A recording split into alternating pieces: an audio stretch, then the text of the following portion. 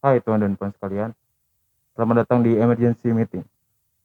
Di tahun 2021 ini, kita semua sudah dihadapkan dengan berbagai peristiwa yang membuat hati kita semua hancur. Mulai dari beberapa bencana, peristiwa-peristiwa alam, dan kita ditinggalkan guru kita semua, teladan bagi kita semua, Syekh Ali Jaber. Sebelum mulai video ini, mari kita berdoa untuk saudara-saudara kita yang telah dulu meninggalkan kita. Berdoa dimulai. Berdoa tidak akan pernah selesai. Semoga mereka yang meninggalkan kita ditempatkan di sisinya dan kita yang ditinggalkan diberi ketabahan oleh Allah Subhanahu wa taala. Amin.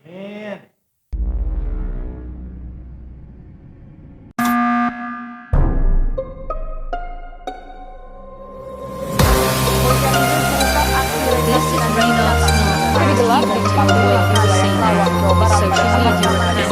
Insya Allah esok malam di bulan Tamburan kita akan mengadakan peringatan Maulid Nabi, saudara, sekaligus. Keterangan lainnya, saudara, Komnas HAM hari ini memanggil para Polri terkait pemeriksaan senjata 6 anggota FPI.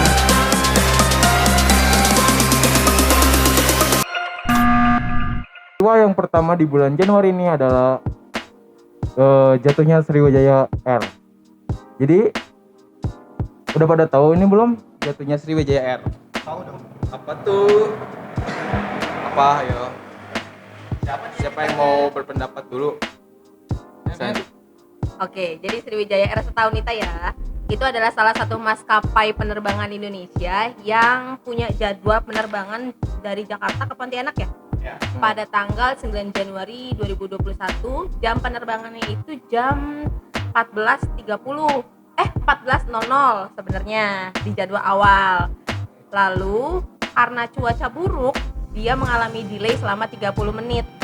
Nah, pada saat take off 14.30, lalu dinyatakan hilang 14.40 waktu Indonesia Barat. Berapa menit? 10 menit tuh. Gitu. Setelah take off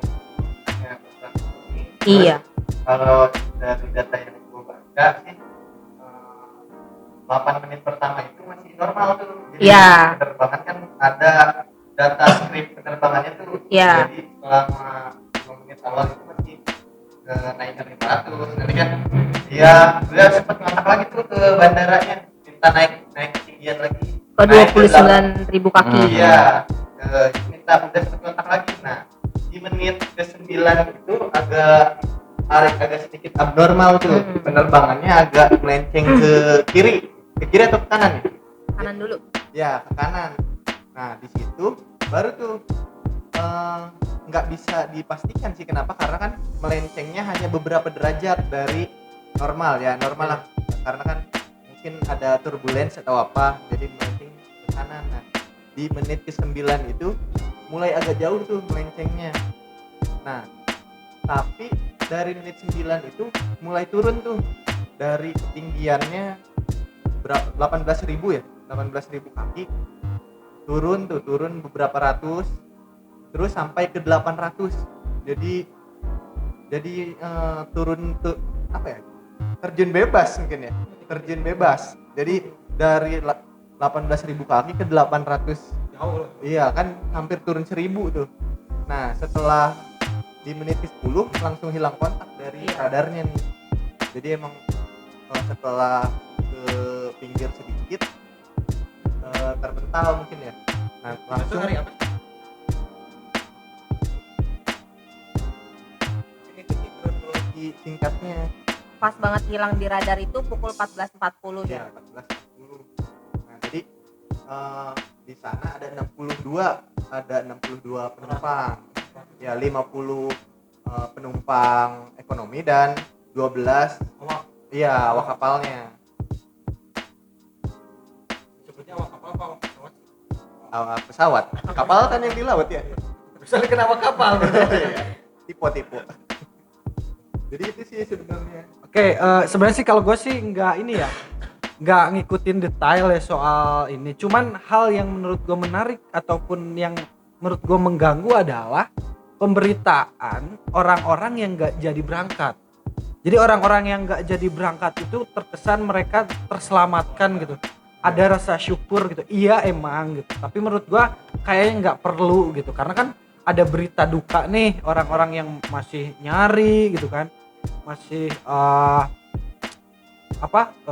ingin tahu informasi keluarganya dan lain sebagainya. Cuman menurut gue media beberapa ada yang mengekspos orang-orang yang kayak beruntung ya lu nggak berangkat gitu kan, rasa syukur lu karena misalkan telat datang, lu misalkan karena ada kendala apa terus lu nggak jadi naik pesawat itu dan ya dalam tanda kutip seneng gitu. Nah menurut gua itu hanya disyukuri saja lah gitu, maksudnya nggak perlu diekspos emang, karena menurut gua itu akan sangat untuk teman-teman ataupun keluarga korban tuh agak gimana. Lo bayangin aja lo lagi berduka nih terus ada orang yang wajar senang cuman ditampilin di hadapan lo gitu kan itu kontradiktif. Menurut gua sih itu sih yang mengganggu gue sih dari pemberitaan ini. Jadi gitu. seakan-akan kalau misalnya yang jadi korban itu adalah orang-orang yang tidak beruntung. Nah gitu, kesannya juga gitu. Jadi agak mengganggu sih kalau gue di sana sih sebenarnya. Ya ada lagi nih bang yang mengganggu. Jadi sepak terjang media kita tuh jadi ngangkat berita tuh nggak tahu ini nyari masa karena crowdnya lagi banyak banget mungkin ya. Jadi segala dibahas. Jadi tolongin teman-teman gue yang bekerja di media, tolonglah ngasih beritanya yang benar. Kayak kan ada nih gaji pilot Sriwijaya Air sekian. Diekspos. Iya, jadi hal-hal yang nggak perlu diekspos tuh jadi mentang-mentang ini crowdnya lagi banyak nih masyarakatnya, jadi dimanfaatkan. Itu sih yang disayangkan. Ya itu pun sampai ya mohon maaf gitu latar belakang orang-orang yang naik itu, contoh kayak media chat terakhir dari misalkan penumpang atau chat terakhir dari co-pilot gitu kan, bahkan status terakhir si pilot kan tuh yang viral tuh yang artinya dia bilang setinggi apapun saya terbang tidak akan sampai ke surga kecuali kalau tidak melaksanakan sholat lima waktu. Ya kalau itu hal baik oke, cuman maksud gua ya nggak usah terlalu diekspos, kita lebih fokus ke ya tadi pencariannya gitu kan, proses kayak gimana. Menurut gua itu sih soalnya ya, jadi kita pun jadi kemana-mana nyari referensi ataupun informasi itu jadi hal-hal yang nggak perlu kita tahu sebenarnya gitu. Kita cukup tahu kayak informasi apa, hal teknis apa yang kayak misalkan kan sekarang black box-nya itu udah ketemu walaupun baru ini yang FDR-nya, flight data. FDR itu gimana? Jadi black box itu ada dua, ada FDR, flight data recorder, sama CVR, cockpit voice recorder. Jadi kalau cockpit voice recorder itu kan merekam percakapan kokpit ya, pilot dan co-pilotnya. Kalau FDR dia merekam data atau sistem pesawatnya gitu. Jadi nanti ada kerusakannya di mana itu ketebaknya di sana. Berarti yang baru ketemu itu yang FDR-nya, yang ini flight data pesawatnya. percakapannya enggak Belum Pun masih proses diterjemahin. data. Iya. Terus yang disayangkan itu ada beberapa memanfaatkan situasi ini untuk mencari panggung gitu kayak Iya. ada beberapa kayak nggak bersama yang udah di on air Iya. diangkat lagi si black box-nya misalnya percakapannya pada itu yang on air. Terus kayak misalnya ada dialog ada cerita terus kayak misalnya kayak empat Iya. terus kayak teknologi misalnya S SJ 182. itu S-nya Sabtu, J-nya Januari, 182-nya apa ya gue lupa. Dan ada juga di Twitter ini lumayan parah sih. Dia perempuan nge-tweet gini, pesawat Sriwijaya Air hilang kontak, pasti pilotnya Kang Ghosting nih. Nah itu pernah tuh gua denger, cuman walaupun gua nggak ngerti apa sih Kang bahasa Ghosting. game ya? Ghosting itu laki-laki orang yang suka Oh iya, paham kan? terus pulang Iya, deketin hilang aja. terus Kamu Kang ghosting. Tapi ada satu lagi nih, ini parah banget sih menurut gua. Ada yang nge-tweet gini. Alhamdulillah, akhirnya Tuhan mengurangi orang-orang egois lewat kecelakaan pesawat ini. Orang lagi mencegah Covid susah payah, ini malah asik-asik naik pesawat. Alhamdulillah akhirnya mereka mati. Alhamdulillah manusia egois hilang, walaupun cuma sedikit. Wah, kacau.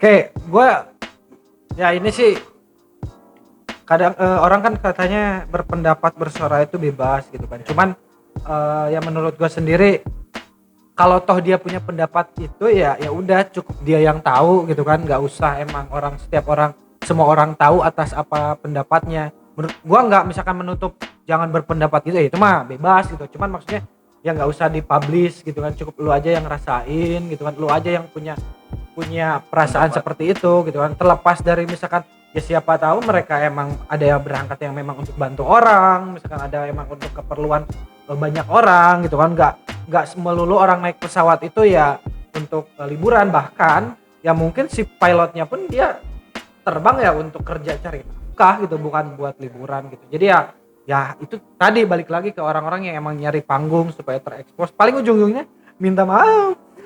Enggak, jadi gue tuh nggak ngertinya mereka tuh emang itu tuh dari hati dia apa cuman nyari itu doang ya. Enggak sih sebenarnya gini.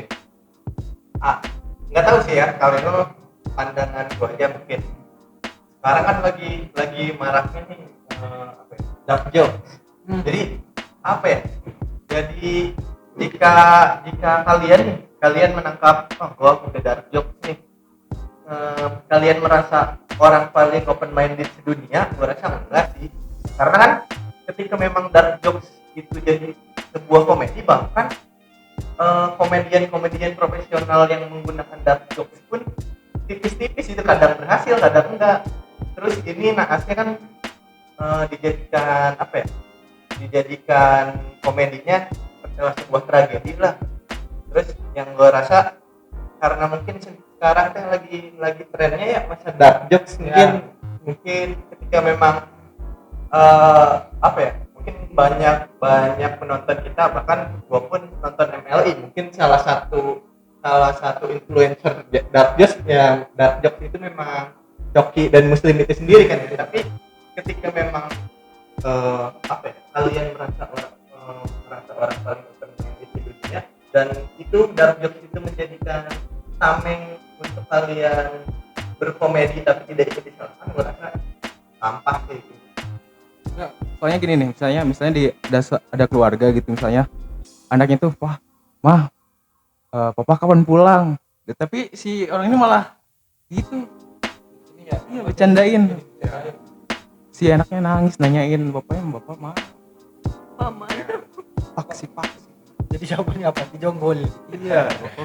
Ya kalau masalah dark joke itu ya misalkan kata Cece ya kalau misalkan ngerasa open minded ya enggak juga gitu. Tapi menurut gua juga adalah lu bisa lempar itu tapi ya udah di circle lu aja gitu, maksudnya di tongkrongan lah gitu, enggak usah jadi dipublish kan, yang enggak etis juga. Enggak setiap orang harus dipaksakan satu pemikiran dan satu manhaj lucunya itu kayak lu gitu sih.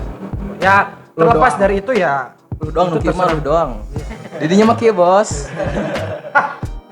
Ya tapi intinya adalah ya kita sama-sama berduka, kita sama-sama turut prihatin dan kita doakan semua keluarga yang ditinggalkan juga tabah gitu kan. Dan ini jadi catatan untuk dunia penerbangan kita juga, bahwa gue yakin setiap penerbangan itu punya SOP standar yang emang udah bagus gitu. Cuman kadang kan ya namanya manusia juga ada keteledoran. Nah ini jadi catatan juga buat kita buat dunia penerbangan kita juga gitu, supaya terus lebih baiklah secara pengamanan, fasilitas dan lain.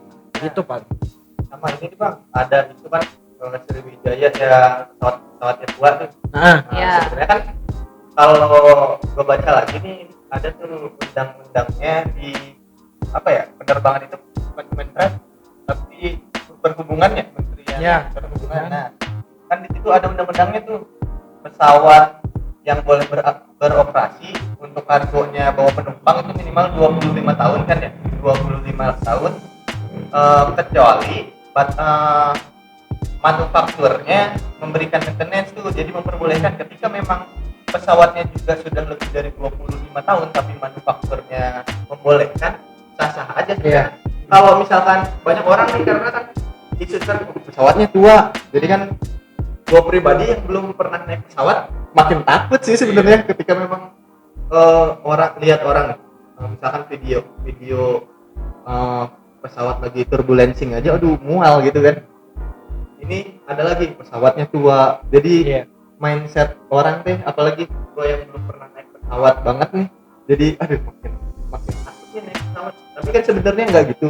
Ketika memang kita punya motor, ketika motor itu udah 5 tahun yang tidak dirawat dan 5 tahun yang terawat kan beda. Jadi kan sebenarnya izin manufakturnya nih, ketika memang kita sudah kita rawat terus kan pasti dirawat dong, karena kan itu apa ya, transportasi kita. Jadi ketika memang mana sih, misalkan pilot tahu nih pesawatnya jelek, pesawatnya tua, kan dia juga bawa diri dia sendiri, dia punya keluarga. Ketika memang dia membawa nyawa sendiri, masa iya sih dia merelakan nyawanya sendiri? Gue rasa enggak sih ketika memang itu. Jadi ketika apa ya, kecelakaan di udara sebenarnya persentasenya dengan di darat lebih banyak di darat sebenarnya kan. Tapi kan mindsetnya ketika di udara lebih takut ya, padahal kan enggak gitu.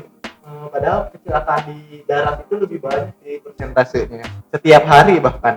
Jadi pengen apa ya, pengen meluruskan mungkin kekhawatiran masyarakat untuk menaiki maskapai udara mungkin ya.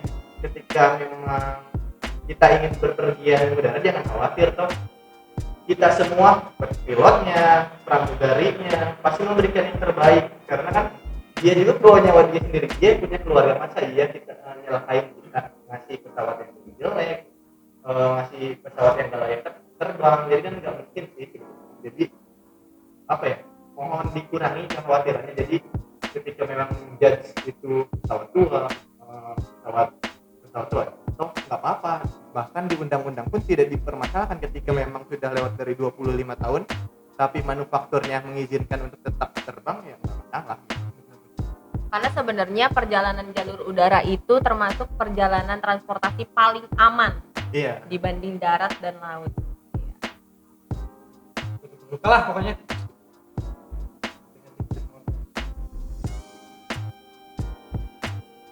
Lalu yang kedua, lalu ada berita ini, lalu ada masuknya vaksin ke Indonesia. Wah, booming banget. Harus vaksin banget ya. Vaksin. Gak gitu. Enggak vaksin, vaksin. Kok vaksin?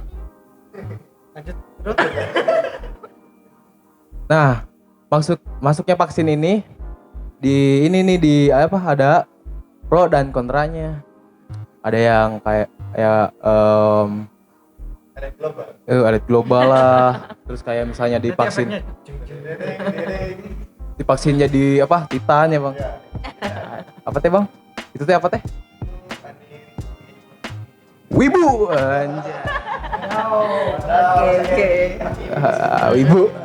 Jadi sebenarnya sejak tahun 2020 kan COVID itu ada tahun 2019 ya ditemuin ya. Desember COVID-19 ya. Betul. Nah, sejak tahun 2020 itu berbagai negara seperti apa ya, berusaha untuk mencari vaksin untuk memberantas virus ini.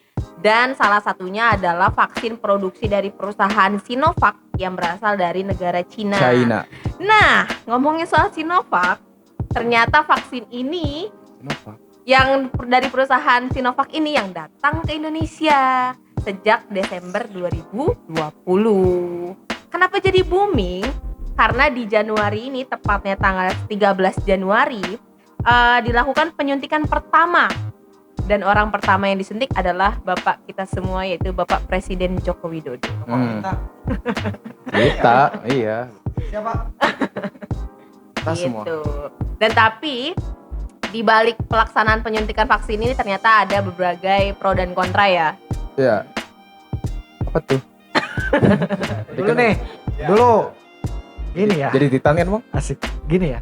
Ya gini, gua mau cerita.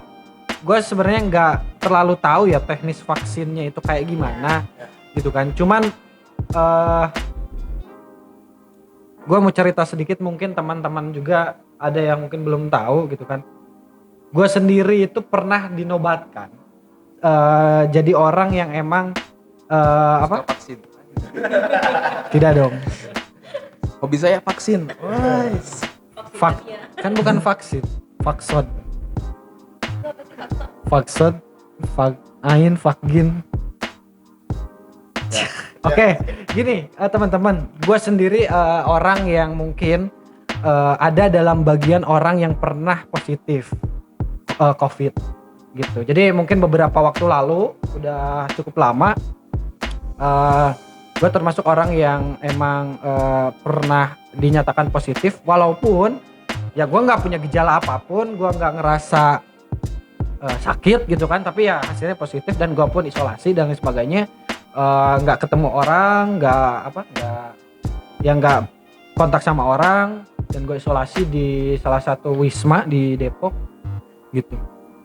Nah berbicara tentang COVID dulu ya, gue berbicara COVID dulu adalah gue ngerasa bahwa kalian inget nggak bahwa dulu tuh COVID di Cina itu kayak CCTV itu ngelihat orang pingsan di jalan, terus kayak zombie apa gitu kan, terus kayak gimana.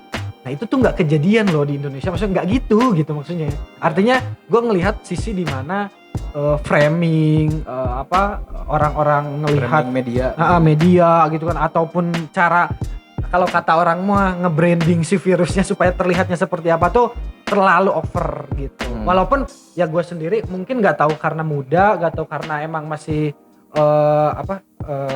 belum tua, ya muda sih gitu kan, maksudnya masih imunnya masih lumayan gitu kan. Tapi gue ketika toh tuh di wisma ya emang ada yang sakit gitu, tapi maksudnya nggak segitunya gitu. Nah maksudnya gue mau masuk ke COVID-nya adalah ketika kita mencegah COVID, ada kesakitan lain yang timbul, yaitu kesakitan pikiran, ketakutan, cemas, dan itu sebenarnya yang menurut gue awal dari kesakitan lain yang kerasa itu, kayak khawatir, takut gitu tuh. Jadi menurut gua kita manage pikiran, manage tubuh itu tuh menjadi sesuatu yang emang udah bener lah. Imun kita pun nanti akan kuat gitu. Nah masuk ke vaksin, masalah tentang pro kontra itu gue termasuk orang yang sekarang ya, gue orang yang kontra. Kenapa?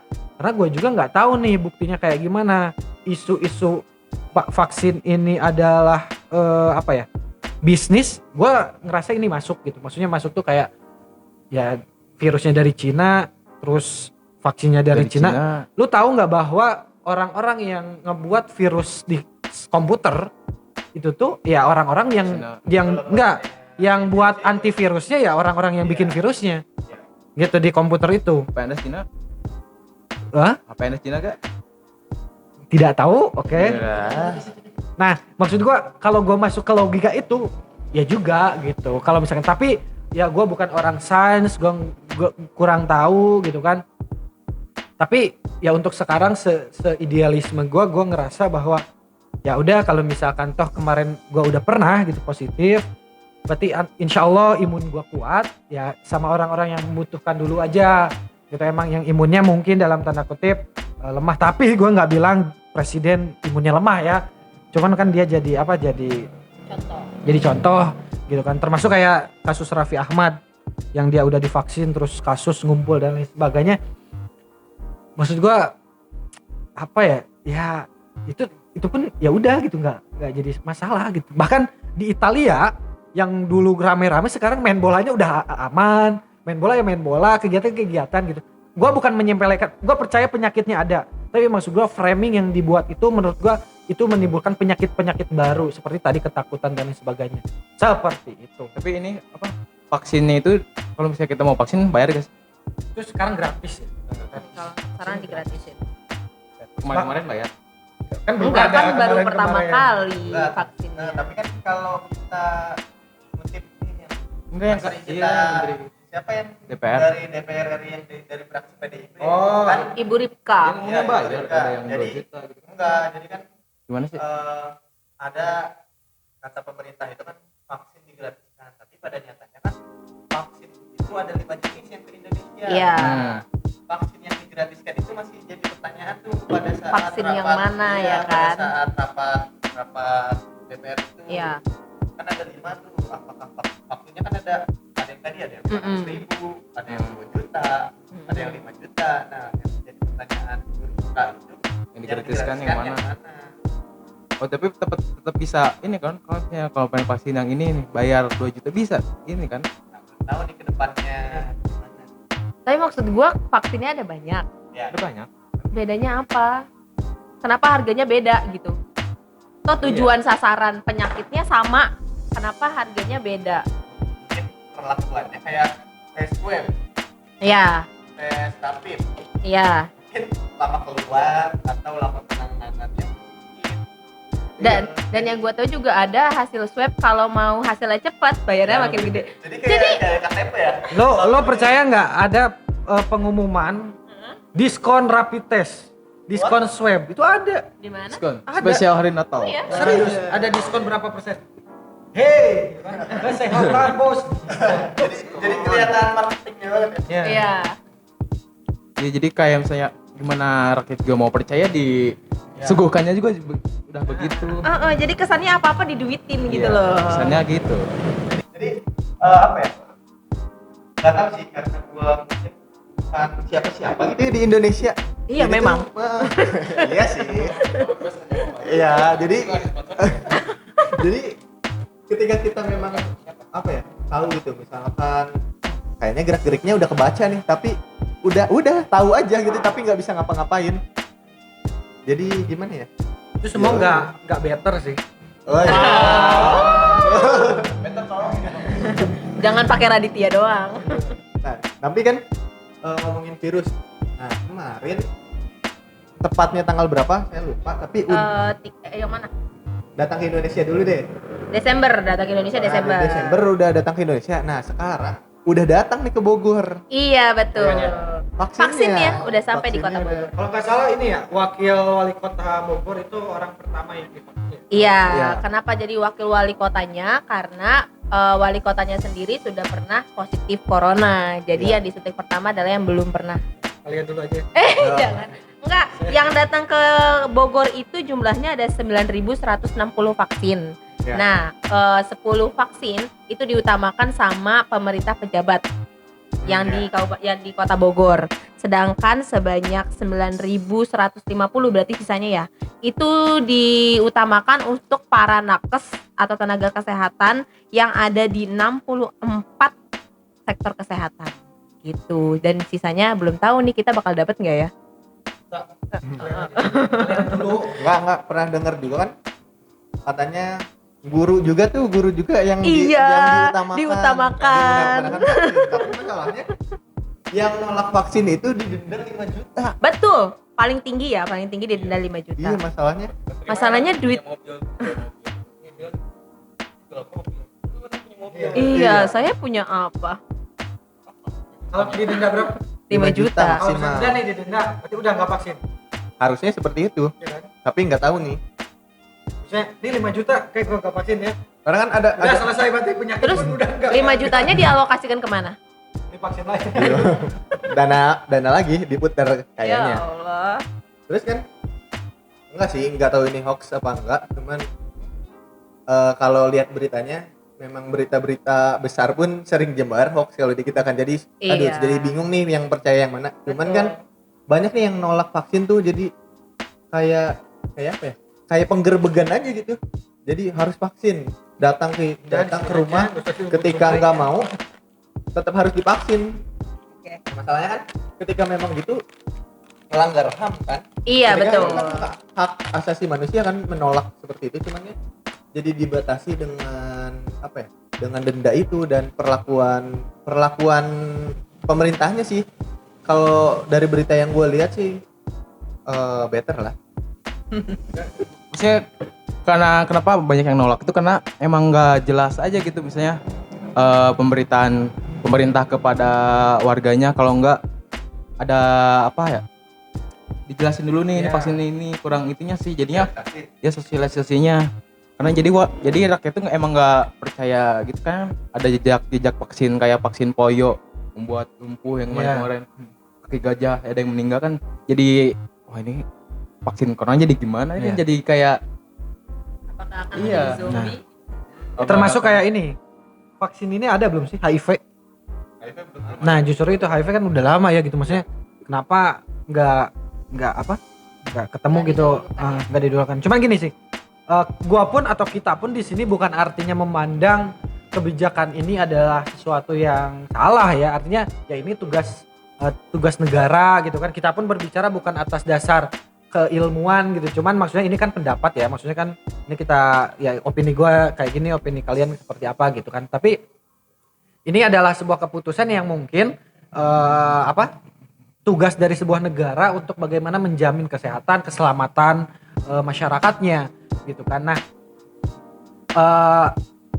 gue berpikir bahwa media itu sekarang kita sama-sama tahu lah gimana condongnya kemana misalkan gitu kan. Tapi masih banyak bahkan orang yang nggak percaya.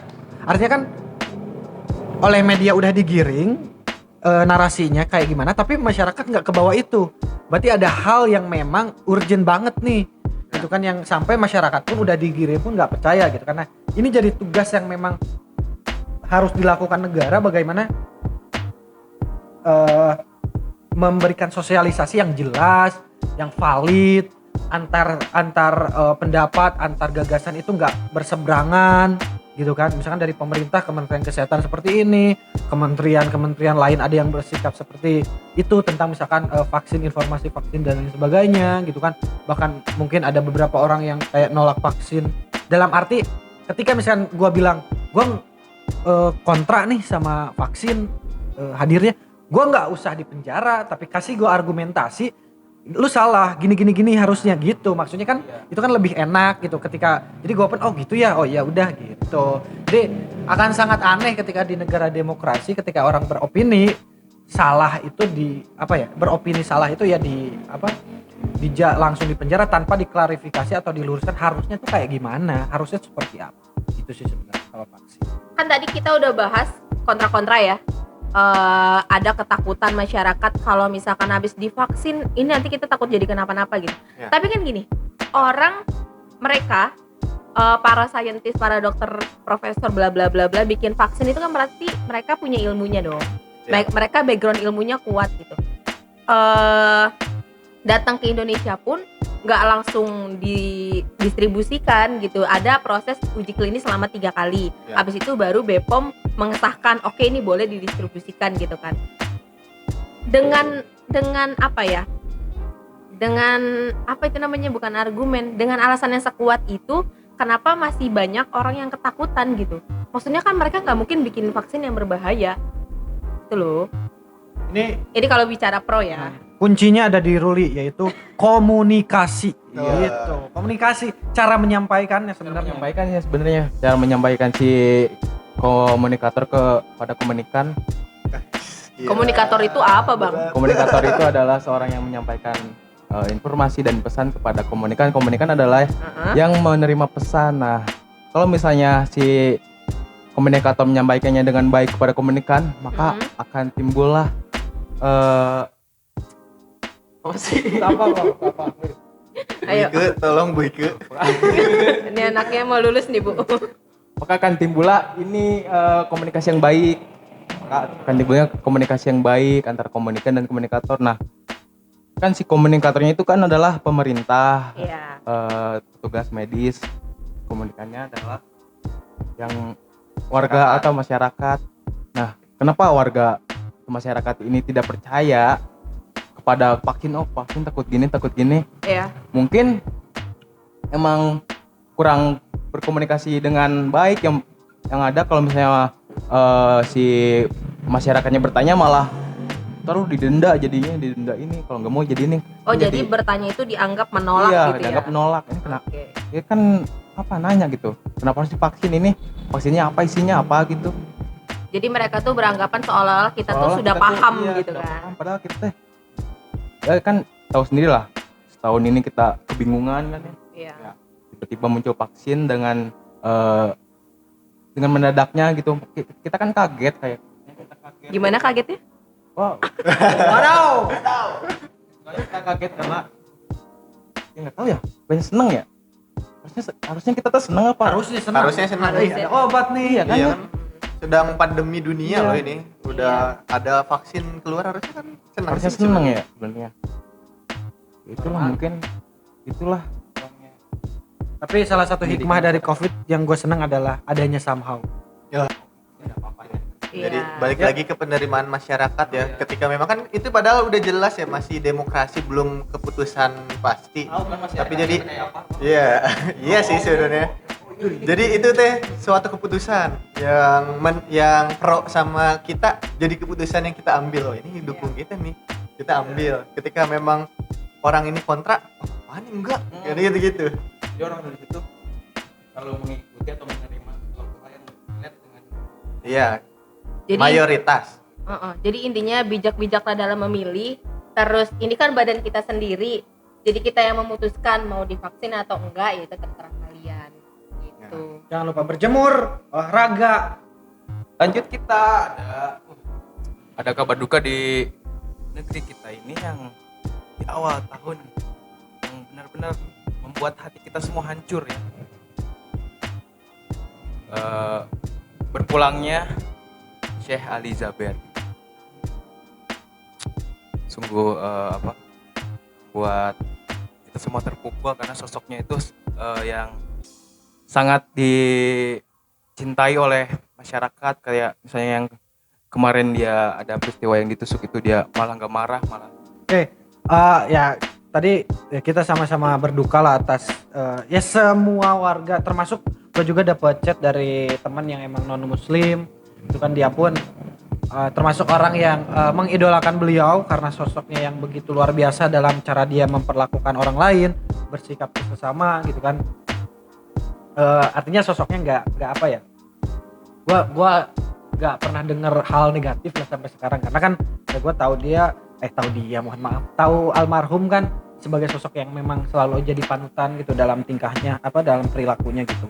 Nah termasuk ya hari kemarin pun kan ada ulama lain juga yang meninggal, yaitu almarhum Habib Ali Assegaf gitu. Artinya 2 hari beruntun itu ulama-ulama kita yang meninggalkan kita gitu. Dan salah satu ciri ulama ditinggalkan ulama itu ya itu adalah dicabutnya ilmu gitu kan, dari di muka bumi ataupun di dunia gitu kan. Tapi gua secara pribadi selalu berpikir gitu ya, ketika ada orang yang meninggal tuh gue jujur terharu dan sedih gitu. Ada 2, yaitu ditinggalkan oleh ulamanya. Yang kedua adalah gue selalu berpikir gimana ya kalau gue meninggal gitu kan. Ada gak sih orang yang si Sandi itu baik orangnya gitu kan. Ya gini ya, sebesar ulama pun gitu kan, yang emang amalannya kita ketahui baik gitu, masih ada kata dimana ya semoga dosa-dosanya diampuni gitu kan. Ya apalagi gua gitu, maksudnya gue selalu berpikir beberapa hari yang lalu ya mikir gitu apalagi gua yang dosa emang tiap hari, mungkin tiap detik, ada nggak yang ingat gua ketika gua meninggal gitu kan. Makanya kehilangan sosok-sosok ulama itu ya jadi pengingat, reminder juga buat kita bahwa ya, apalagi kita gitu kan. Mereka aja yang secara pengamalan ibadahnya emang maksimal gitu, artinya toh mungkin emang disiapkan ketika untuk bertemu sang pencipta. Gue nyiapin apa gitu, maksud gue kesana sih, maksudnya itu jadi pengingat gue juga gitu untuk terus berbuat baik gitu kan. Gue selalu mungkin ngeremehin hal-hal yang mungkin kayak gini, misalkan gue berbuat sesuatu yang nggak baik, nantilah minta maaf gitu, maksudnya nanti doa taubat misalkan apa kan, itu hal yang mungkin mungkin cek malaikat tuh gitu kan, padahal kan dia udah ingat bahwa itu jelek gitu. Nah hal-hal kayak gitu yang mungkin jadi pengingat kita juga gitu, bahwa orang yang emang jadi panutan pun ya pasti kan setiap manusia tuh adalah dosanya, ada yang emang ditunjukin, ada yang enggak gitu. Tapi ya sekelas ulama pun ya pasti ada, dan apalagi gua gitu maksudnya. Itu sih kalau gua kesana sih menyikapi meninggalnya ulama yang memang jadi panutan kita semua. Ya, apalagi Bang Sandi. Apalagi Kita lebih baik. apalagi Bang Sandi. Ya kalau gue sih Bang mandangnya apa ya? Pernah denger ya kalau nggak salah itu kalau meninggalnya ciri-ciri kiamat itu kan dicabutnya ilmu ya. Jadi apa ya?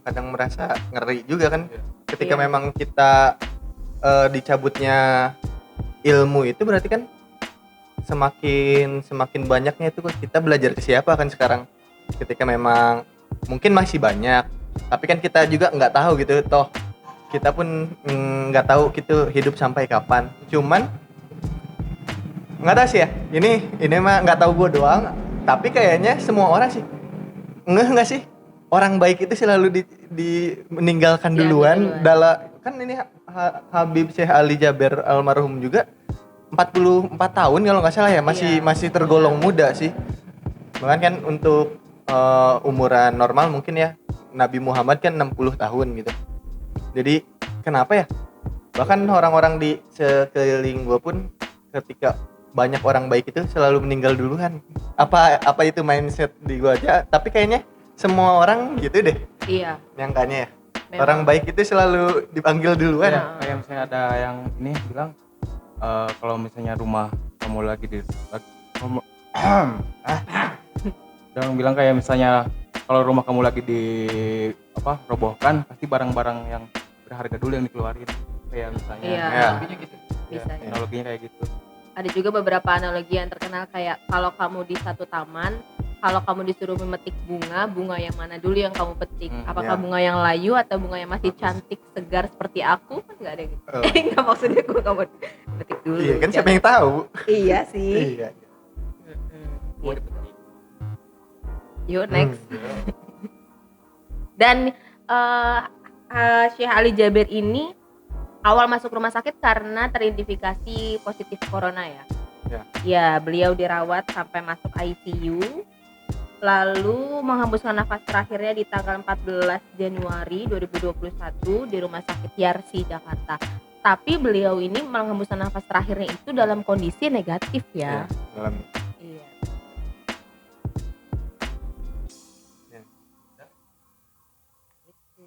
Paling kalau ini sih ya rencana Allah tuh nggak ada yang tahu gitu. Mungkin beberapa orang sebelum proses penusukan beliau ada beberapa orang yang emang nggak tahu sosoknya. Maksudnya rencana Allah tuh ya Allah memberikan mungkin pada awal itu sebuah bencana ataupun hal yang penusukan itu hal yang merugikan gitu. Tapi kalau gue lihat bahwa ya mungkin Allah punya rencana yang emang lebih selalu baik untuk kita gitu kan. Dalam proses itu orang bahkan lebih tahu sosok Syekh Ali Jaber gitu kan ketika sudah kasus itu dan ya mungkin dia berpulang ke sisinya itu dengan kondisi semua orang tahu gimana kebaikannya gitu kan. Itu mungkin itu rencana yang emang Allah udah buat dan selalu baik kok. Jadi kita harus tetap positif ketika apapun yang terjadi kepada diri kita, mungkin itu adalah jalan yang terbaik gitu buat kita. Tinggal di jalan itu. Gitu. selalu berhusnuzon ya karena yang kita mau bukan yang kita perlu Betul. Allah Maha Tahu. Next.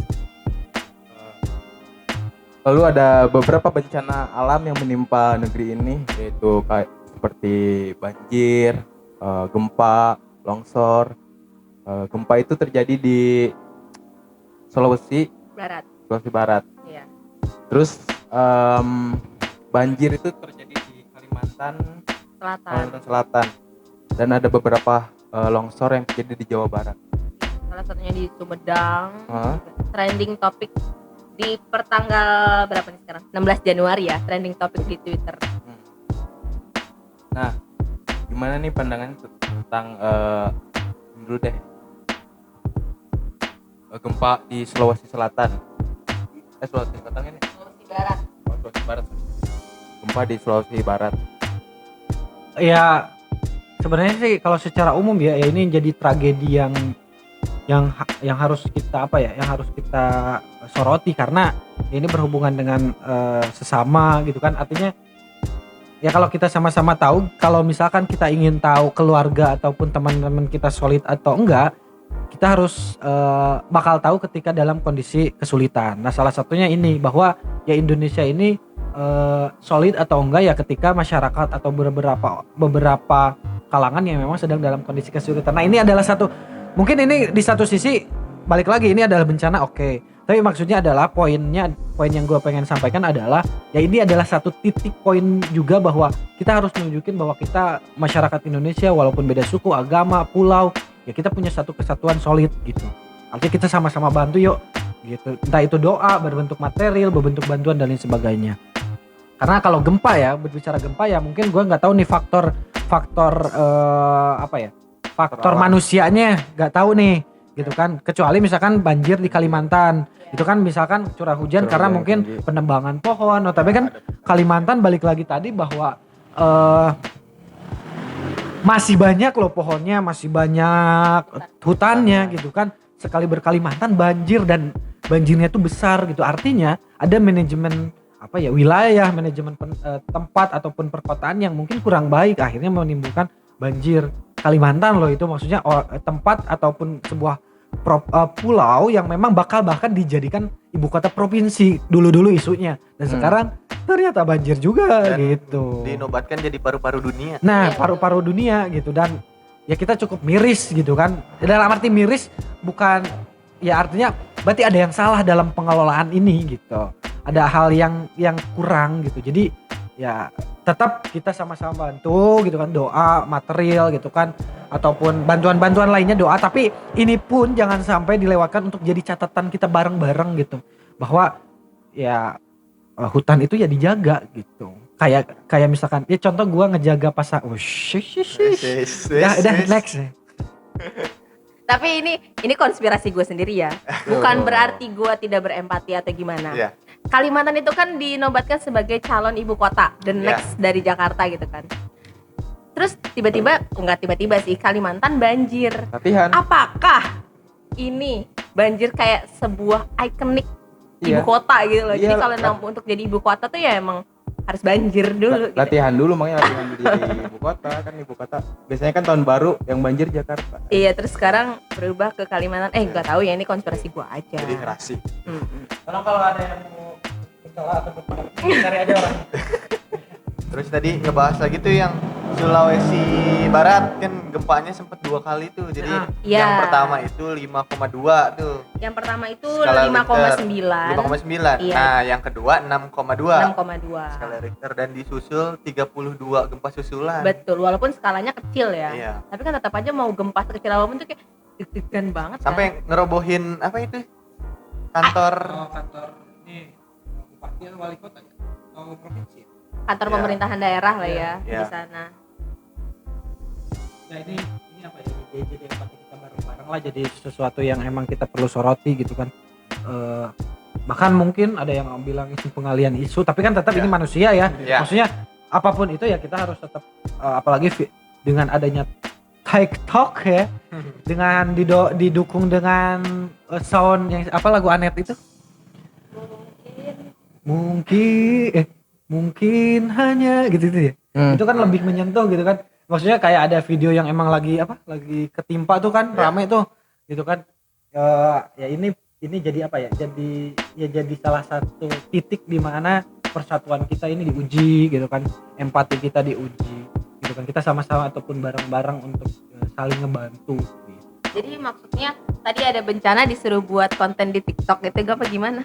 Ya enggak, maksudnya kita jadi lebih cepat dan lebih banyak tahu tentang informasi-informasi yang jadi maksud gini loh, bahkan gini sekarang trennya gini, lo mau cari tahu ini ada bencana apa, nggak usah buka web terus liputan6.com, detik.com, buka aja TikTok gitu maksudnya, atau buka aja Instagram atau Twitter trendingnya apa, udah itu jadi informasi gitu. Dan itu lebih cepat, dan maksudnya sekarang tuh kita dapat informasi yang lebih cepat gitu, dan itu pun merespon bahwa ya kita merespon untuk empati, untuk ngedukung ataupun membantunya juga harus lebih cepat. Tapi gitu. Bang kalau misalnya kayak misalnya kita mengandalkan TikTok, kayak misalnya kan ada beberapa video-video TikTok yang emang pengennya di panggung doang misalnya kayak tidak misalnya. bisa dipertanggungjawabkan juga. Nah, ya.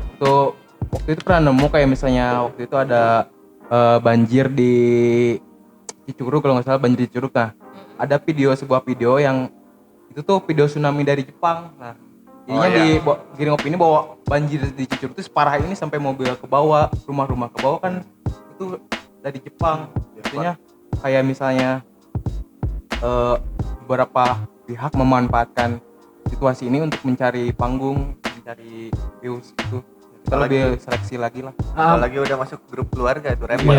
Udah repot itu sih sebenarnya. Maksud gue lebih ke cari tahu informasi terupdate-nya. Artinya belum masuk ke cari kebenarannya gitu. Ataupun sebenarnya di media sosial BMKG itu kan main Twitter gitu kan. Nah, itu lebih valid juga gitu. Tapi poin gue adalah ketika tahu hal-hal apa saja yang lagi up atau lagi in tuh ya tadi media sosial, kebenarannya itu tadi beda lagi, misalkan ke web situs resmi, misalkan kalau bencana BNPB gitu kan, ataupun situs-situs pemerintahan, atau bahkan mungkin lu follow aja misalkan akun-akun kementerian yang memang pasti update-nya valid gitu.